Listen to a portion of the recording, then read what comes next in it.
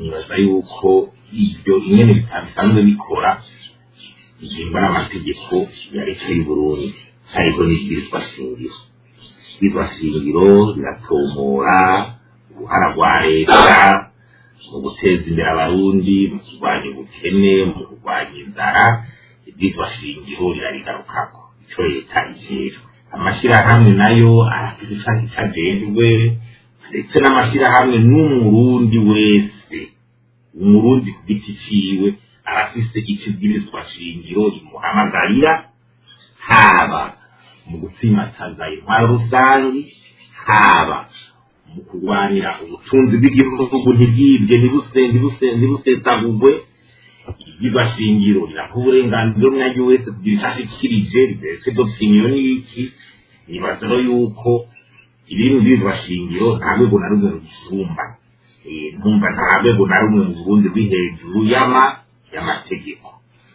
Rero rimwe rimwe harashobora kuvugwa ibi akavugwa n'ibi, ikintu gihambaye cyose tuba turaba icanditse mu mategeko, nico rero tukisunga kuko amategeko ni ya Repubulika y'u Burundi, ibwirizwa shingiro niryo rirongoye igihugu, ivyanditse turabizi, ico duhamagarirwa turakizi, turaheza tukakirangura dukurikije amategeko.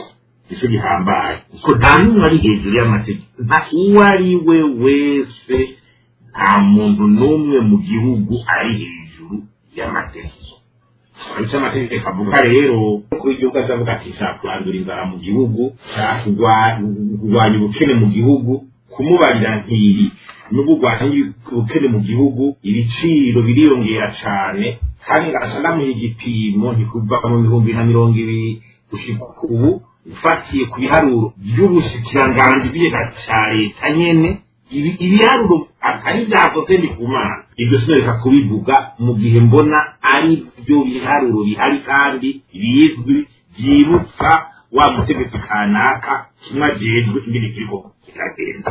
Ibyo rero sinoreka kubishikiriza no kuri kw'Imana. Ibyo rero kuvuga yuko hagiye n'iterabwoba n'ukuri, ivyo jewe sinobihagarirako cane.